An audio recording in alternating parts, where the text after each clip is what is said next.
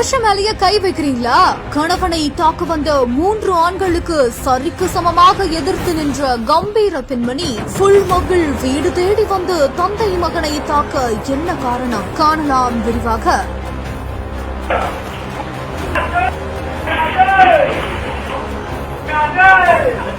மதுரை மாநகர் சோலை அழகுபுரம் பகுதியில அதிக அளவிற்கு போதைப் பொருட்கள் விற்பனை செய்யப்படுவதால் தொடர்ந்து பொதுமக்கள் காவல் நிலையத்துல புகார் அளித்துட்டு வந்திருக்காங்க.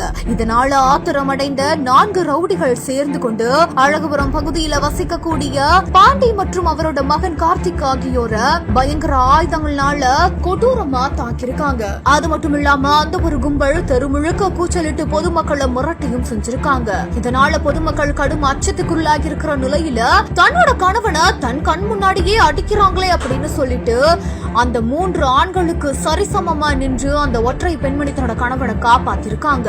இது குறித்த சிசிடிவி காட்சிகள் இப்போ வெளியாகி பெரும் பரபரப்பை ஏற்படுத்திட்டு வருது.